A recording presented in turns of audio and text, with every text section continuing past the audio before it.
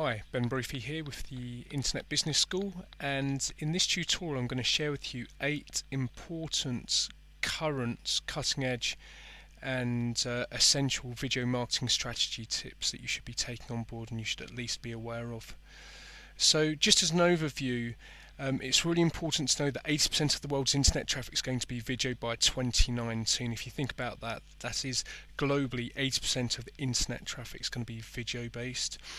So need to be embracing video as it's the most effective type of communication to have with your target audience, no matter which field, area, product, business or service. To be able to utilize video as the most effective way of engaging with people. And recent research that has come in of people who are using video shows that 85% of companies are having success when they're using video marketing based strategies. So just a little bit of reinforcement that you definitely need to be taking it on board. Now furthermore, video can engage in a way that text never can. You say that if we say that there's an image is worth 1,000 words, then video is worth sort of 10,000 words. So the text and the written word is great, but actually to be in video, to be able to utilize video where people can see people, where it's real, it's tangible, they can connect with the human element, is worth so much more. And as you're probably well aware, there are many options and channels now. So you've obviously got YouTube, which is the biggest and owned by Google. It's literally the proverbial hand in the glove of Google, the second biggest search engine in the world after Google. You've then got Facebook, which is obviously the largest social media site, which does very well for short format video, for immediate uploads and immediate visibility. And then this year, just in 2015, we've had the introduction of Periscope live streaming, something that we're going to be seeing much more of. So it's good just to know that YouTube's really good for, well, almost anything and for how-to advice, and Facebook video for immediate breaking news, although then you don't get the long tail search out of Facebook video, just for initial impression for what's going on right now, currently, today. Facebook gets more reach on the whole, whereas YouTube, sort of once you've optimized it and you've got your search, we'll talk about this more in a moment, your tags, your titles, your descriptions and so forth, when it's optimized, it's there for people to find. And obviously Instagram video for kind of behind the scenes clips, it's been very popular for many brands for showing that kind of thing and helping fans to engage with their brands and see things such as behind the scenes.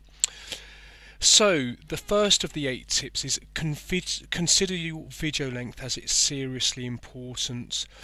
The length does depend on a number of factors, including your industry, your audience and your video platform. So the first thing I'd say is go to YouTube and type in a video and search for some informational videos in your field and have a look. Success leaves clues, so have a look at the videos that are coming up top and see and look at maybe what is it? Is it the content? Is it because they've got good descriptions, titles, tags? It's probably a combination of all of those things, but also have a look at the kind of the average length of the top ranking videos, because success does leave clues. Now there are many things to consider when testing, because you want to see what brings you the best return on investment and engagement. But for example, it's good for you to know that of the top 1,000 most viewed videos on each platform, so that's between YouTube and Facebook, that YouTube videos were 8 times longer than Facebook videos. So of the top 1,000 most viewed videos over a given period on YouTube and Facebook, the YouTube videos were 8 times longer. So this is kind of illustrating that longer form content is more acceptable on YouTube, whereas Facebook, and think about your own surfing preference on Facebook, our attention spans, we are much more like goldfish, we want immediate gratification, and think about how people are using the platform as well, such as Facebook, catching up with quick friends and acquaintances news, so it tends to be shorter, snappier clips on Facebook. So it's good just to know that differentiation. Okay, the first 3 to 5 seconds are crucial in capturing a viewer's attention, so make sure that that time isn't wasted with long kind of self-indulgent branding and a long introduction. One tip that I've seen which works quite well if you're delivering information is let people know in the first 5 seconds what they're going to get from the video.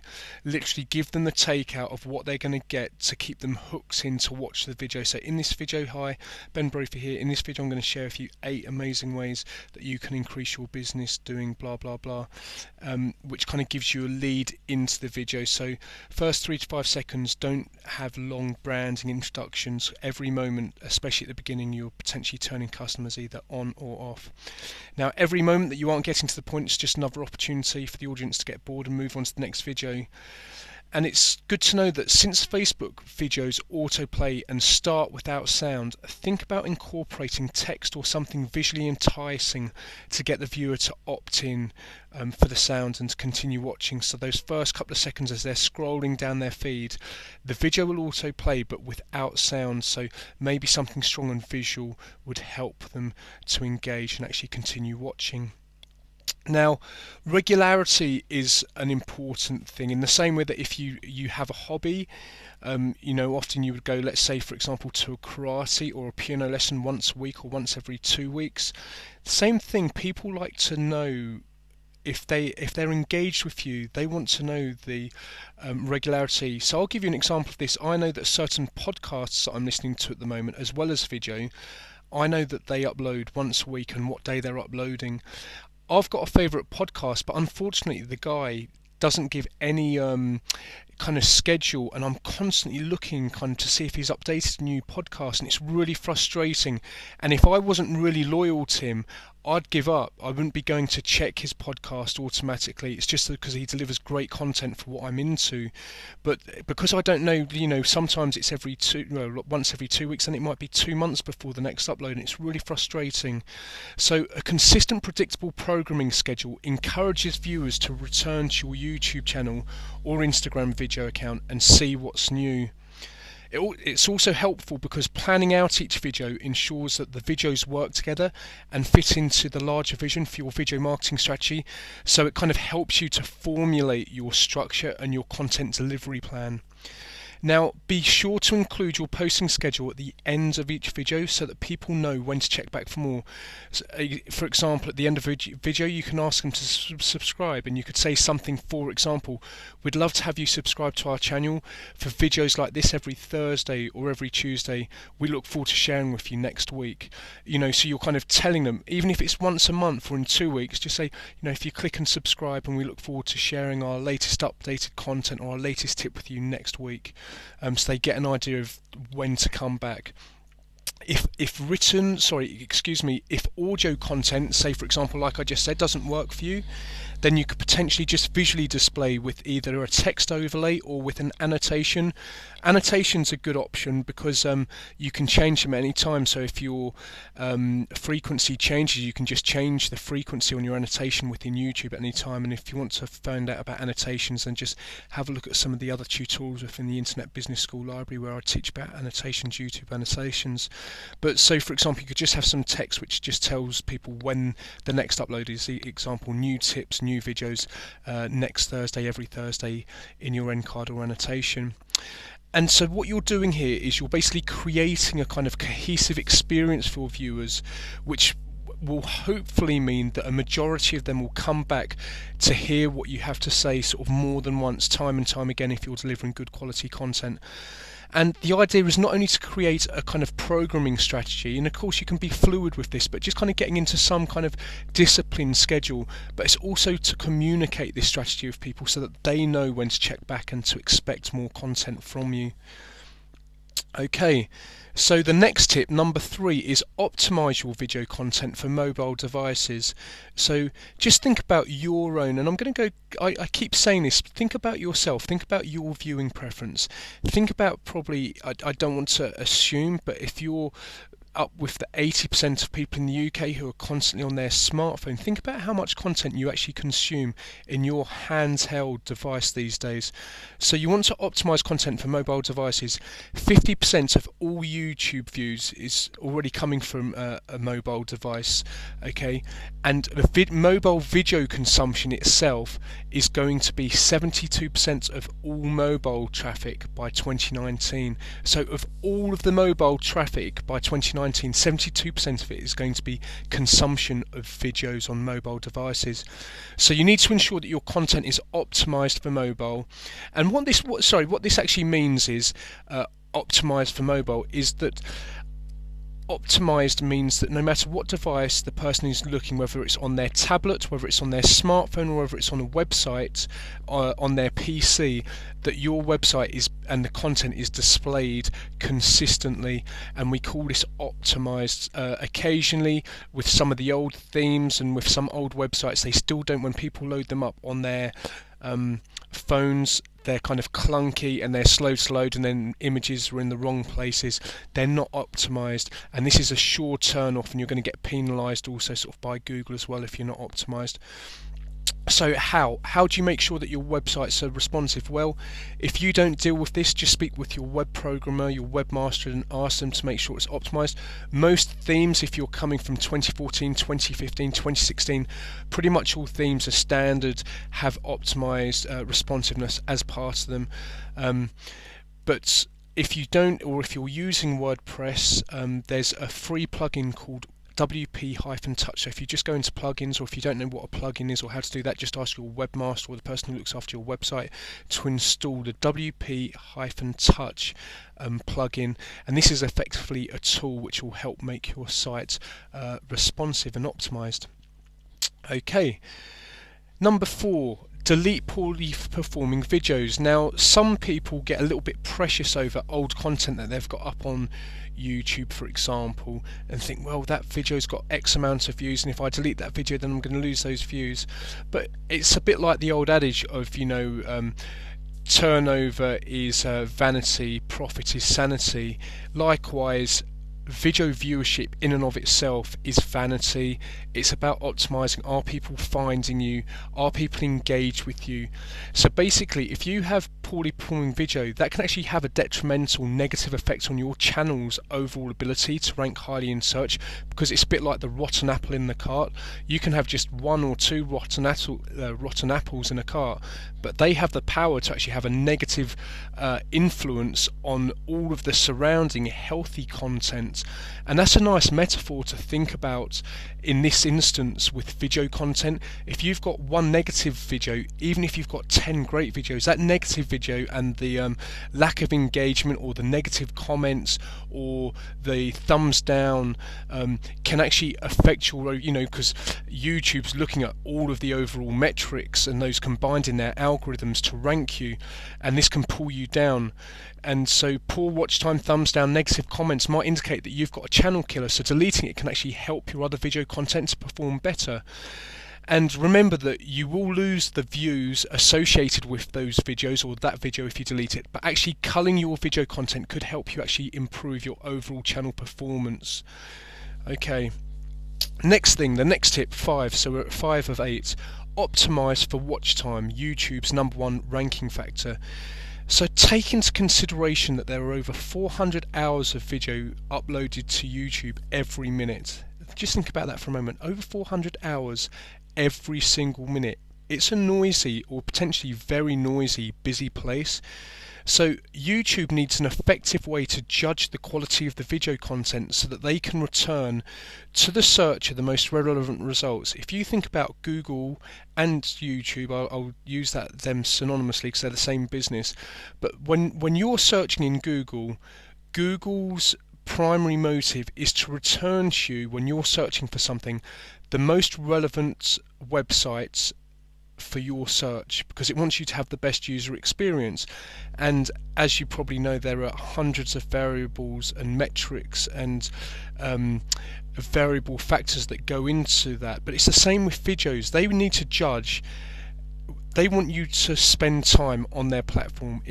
For them, it's business. Okay, they want your eyes, your attention for every moment that you are on YouTube. You're not on Facebook, or you're not on Instagram, or you're not on Twitter, or you're not on your email. So the name of the game from their objective is to keep you held and locked within their platform. Okay, so they want to give you the most relevant results. So there are a number of metrics and signals that YouTube's platform takes into account. But right now in 2015, at the back end of 2015, watch time over views. So it used to be heavily based on views, and if you had a video with huge views, that would necessarily rank. But there's a number of ways how that could be skewed, and I won't go into those because I've still got a few tips to go into now. But you can skew viewership. But rank time, watch time can't be skewed. What is watch time telling YouTube? It's telling that the person, once they have clicked on the video, it's telling them how relevant, based upon the other metrics, the description, the title, the tags, and obviously the content, how relevant that is to what the person's looking for. So if I go to a video and I click on it and then I'm logging off after 5 seconds or even 20 or 30 seconds, what's the feedback that I'm giving YouTube is that that video isn't necessarily exactly what I'm looking for, or the content isn't up to scratch. So you want to create content that keeps the viewer engaged and hooked all the way through and potentially beyond, so they go on to look at more of your videos and start searching through maybe your playlists. So basically your watch time is really critical, and so it's better to have something that's short, to the point, totally engaging, than something that's longer, more polished, and blah blah blah, taking up time. But if you've got people dropping off halfway through, or 2/3 of the way through, or a third of the way through, the feedback to YouTube is that the video's not strong enough, and you will get penalised for that, which makes sense. So create content that viewers want to watch. Okay. Number 6, optimize custom thumbnails for click-through rates, otherwise known as CTR, same as used as in sort of like a Google, for your titles and your descriptions. So video thumbnails are massively underutilized and can really help you set apart from the competition. And if you go to YouTube now, in fact, let's just do this as a little test. I'm not sure where or when you're watching this, but if you go to YouTube and type in a video, type in a search, have a look and see what you're going to see over the next year, the next 2 years, is that more and more of the videos that are ranking, because by the very nature the people who are creating those videos are probably paying attention to multiple variables, the titles, the tags, the description, good content, watch time, but also thumbnails. So what you're seeing, especially in the internet marketing arena and how-to arena, is many of those videos, and it's not by accident because success does leave clues, as I've said a couple of times before, that those videos up near the top will have, or some of them will have, good thumbnails. Okay, so thumbnails are effectively like your magazine covers. They need to accurately describe what a viewer will see in the video, and you've just got one chance with this. But all other things being equal, let's say if you're in the right hand column, the search results, okay, for whatever the search phrase is, and 6 of the other thumbnails aren't strong, or they're just random, or they don't have text explaining, or they're not kind of in any way kind of shocking, or not necessarily shocking, but kind of alluring, or very well presented, or professional, or telling you with text what you're going to get in the video, then those other 6 videos are going to be at a disadvantage to the thumbnail that has been professionally produced and created, selling effectively what the video is. So thumbnails are like content itself. They'll sell the video and get people clicking through to the content. How do you get them to click? Well, obviously with a good title, good description, but with a good thumbnail is more and more important than ever. If you've got a designer, invest a small amount in having a designer do it. If not, you can go to fiverr.com, where you'll get a professional designer for $5, which is about, in sterling, £3.30 at today's exchange rate. Or one of the best tools on the market at the moment is www.canva.com, which is free to use and will enable you to create very professional images of all sides. So it's a good tip, not just for video but for Facebook, for social media. If you're doing posters, if you're doing invites, you can use canva.com to create very professional stills, which you can then upload as a thumbnail. Okay, so use your thumbnails alongside well-researched title and description, and the use of tags will help it to then get found in the results. So obviously you want maybe about 12 tags with your most important tags first. Research your area, your niche, research your tags, have a look at what's performing well, and have good title, description and tags. Now the title, something to think about, is also to pitch the value of the video. Don't just explain what the video is, but pitch the value that the viewer will potentially get from watching the video. And a description is your opportunity, all other things being equal, not only to have an active link in there. When I say an active link, with, for example, http://www.link to a website, but tell people more. This is your chance to add a few paragraphs, if not effectively your mini sales page, talking about the video, talking about whoever it is who's been interviewed or presenting in the video, or a link through to your different social media platforms. Give added value. All other things being equal, this is an opportunity for you to show your professionalism, to actually show that you care about your video, and to help people to engage with you if they want to engage with you. And you can have your contact details in there as well. And then finally, you can add translations and closed captions. And okay, so within your video, if you think about it, over 60% of YouTube videos are watched by people who don't speak English as their first language. So if you're English speaking, your videos are in English, if you were to get them translated, okay, by using a service such as Fiverr, where there are people from all around the world who can speak, and if it's not Fiverr, you could use elance.com, EALANCE.com, and you can get your videos translated.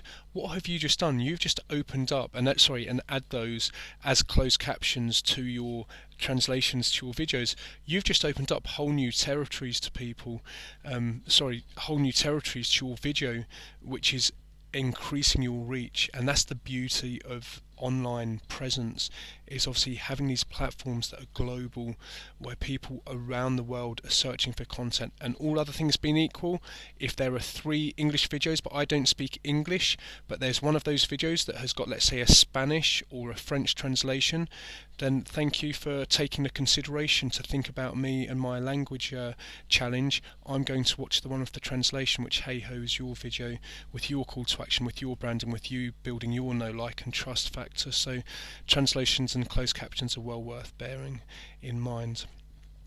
Okay, now create a subscriber trailer for your YouTube. So you can now showcase a channel or subscriber video. So this basically means that when somebody comes through to your channel, the video at the top of your channel is the one that you've selected it to be. And rather than just having any old, just kind of, it might be a good video, but just one of your videos from your channel, actually have a channel video which is telling people about what value, what the benefit is of your channel, of what you're going to be delivering, what you're giving people, why they should subscribe. You're going to get much higher engagement.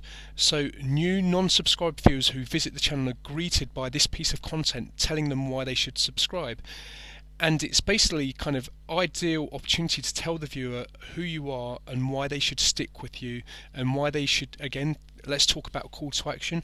As long as it's not been pushy, you ask them, you give them the call to action. If you want to get the latest video marketing tips, click the subscribe button, where we'll be giving updates every week, the latest cutting edge insights or tips. Or if you'd like to know the latest about men's fashion and tailoring, then please click subscribe. We're going to be uploading every 2 weeks expert interviews, expert tips, expert ways you can groom and improve your presence. Whatever it is that you're doing, create a channel trailer.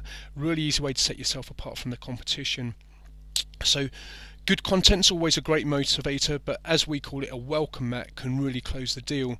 And don't make the mistake of just throwing any old video in this space. Something that, when you've got the opportunity to welcome people effectively into your, let's call it the metaphorical house of your YouTube videos, why would you waste that opportunity to welcome them when they've given you this opportunity? So create a subscriber trailer and create something that's unique, short, ideally around the 30-second to minute mark.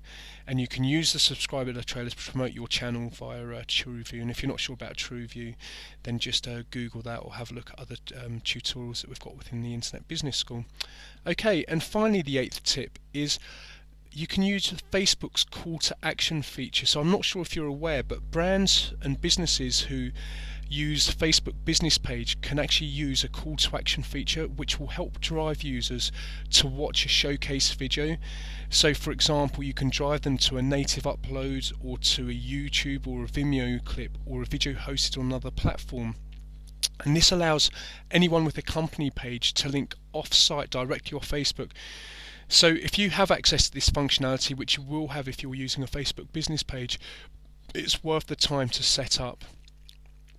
And you can guide viewers, as I say, to any particular video. So it could be to an explainer video, to a campaign video, or videos about any special offers that you're currently promoting.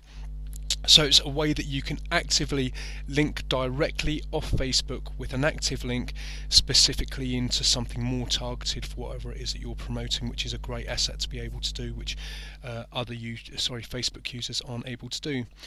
So let's just have a quick recap of that. I've just given you 8 important video marketing strategy tips. So the first one is consider your video length, as it really matters. The second is your regularity. Stick to a programming schedule and let people know about your programming schedule. Thirdly, optimize video content for mobile devices, as more and more content is being devoured on mobiles.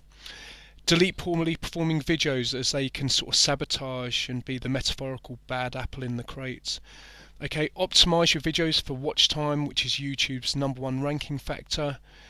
Optimize custom thumbnails for click-through rate, titles and descriptions. Create a subscriber trailer for your YouTube channel, and use Facebook's call to action feature. So they're all relatively simple things to do. As with anything, awareness is key. So the first thing is I'm just helping you be aware. Secondly, take action. Awareness by itself isn't enough. It's a good start, but just take action. Just pick maybe 2 or 3 of these to action immediately. Pencil down the time. For example, within 1 week, I'm going to make sure that I've deleted any poorly performing videos, or I'm going to go in and I'm going to add annotations, or I'm going to create a subscriber trailer. So make a plan of action, take that action, give it a deadline, and then come back and start implementing more and more of these. But as with anything, it's all of these incrementals that stack on top of each other. I'm giving you some of the best tips here at the end of 2015 into 2016 to help you succeed with your video marketing strategy. So I hope you've enjoyed the tutorial. This is Ben Brophy with the Internet Business School.